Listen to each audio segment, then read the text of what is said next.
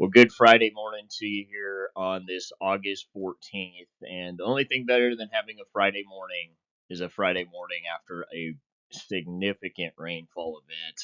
I was showing an inch in my digital gauge here at Kearney, hearing maybe some even higher reports than that here for South Central Nebraska. So, what most would call $1 million rain event. But yes, I am Tyler Brigdenhill, technical agronomist here for Channel in South Central Nebraska, and wow, we've been waiting on this one a while. So, without further ado, let's just jump right into the climate and weather slide here. Looking at Holdridge, Nebraska for an April 25th plant date, we're running about 5 growing degree units ahead of normal for this time as a timestamp in the growing period. Now, if you can really see that small graph on the bottom, a roller coaster of events where we dipped significantly ahead of the GDD trend throughout the growing season. We had a small dip below about late June. Most of July was ahead, of course, with the nighttime and the daytime temps being as high as they were. And then August, we've kind of started the month out above normal, and then we've kind of dipped here as of late. So, again, kind of a roller coaster of crop growth and development. Looking at the 59th wettest spring on record. So, kind of funny for an April 25th plant date. This map has changed a lot, as we know, throughout the growing season. And now these rain patterns are starting to line up more consistently. I know a lot of us would have liked that to happen way sooner than it did, but the reality is starting to line up maybe a little bit more consistently. Now, if you look at this future forecast, we love the daytime and nighttime temperatures. The one thing that concerns me on this is a lot of clouds. And as we know, the past couple of years, August in clouds means really mixed conditions for being able to grain fill for both our corn and soybeans. So, love the rain chances. I love the temperatures, both nighttime and daytime. But man, I really hope we crank out some more sunshine to really get this fill period cranking here in the next couple of weeks.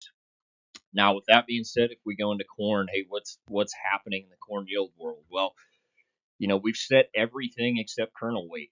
We've maximized the amount of kernels that we're going to pollinate. Now it's all about how many of those can we save and how heavy and how much dimension can we give those kernels from here on out. And really, we've got a couple ways to do that. Number one, if we're managing irrigation, we can manage how much water those crops are getting, hopefully with a little bit of help from Mother Nature here as of late, and then we watch that disease progression as we go.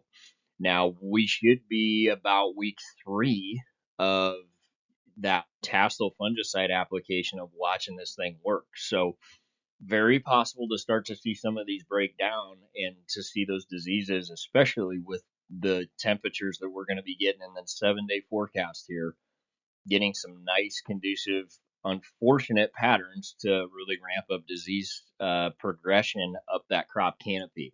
We're really wanting to watch what that ear leaf does. If we're having any sort of spore, development on that ear leaf is what is going to be really, really critical as we go forward here, and watching how many lesions start to creep up that plant. That being said, which ones am I most concerned about? Well, you know, there's arguably probably a different randomization of this list. I didn't go from most important to least important, but the reality is tar spot and southern rust are still top of mind here. We've seen tar spot continue to progress.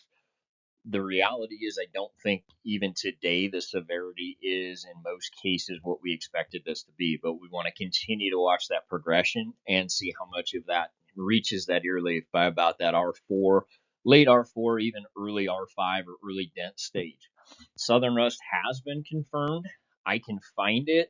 The reality is, again, when you compare the last 2 years where that disease has been in the crop canopy and the severity of that disease, we're in a totally different spot this year. So I think we bought ourselves anywhere from 2 to 3 weeks from it getting here initially, and then really haven't had a lot of great conditions for it to be able to blow up, thankfully. So hearing some isolated incidents of northern corn leaf blight being a really big deal. So, continue to watch for that. And then bacterial leaf streak, that was something that for myself came on heavy in the continuous corn acres and very, very early on. I haven't seen a lot of progression, still easily findable, but again, this is one that's bacterial. We're not going to do anything about it. It's not a heavily uh, proactive disease in terms of we don't see it every year.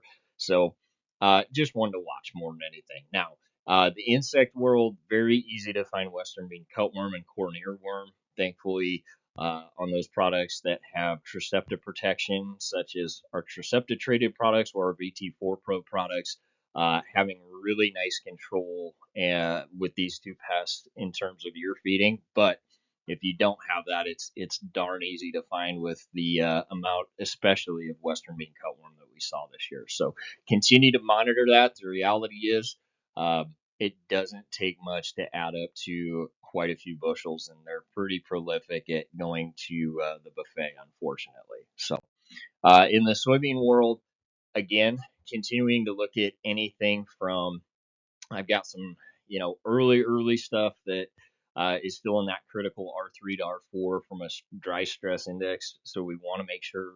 Obviously, I think most people are doing a really nice job of keeping pivots on, but keep water in front of these. This was a really big rain event. The more natural fed rain that I can get, the more I'd like it for soybean growth and development and ultimately yield for the month of August. So, with that being said, make every acre count, and we'll see you next week.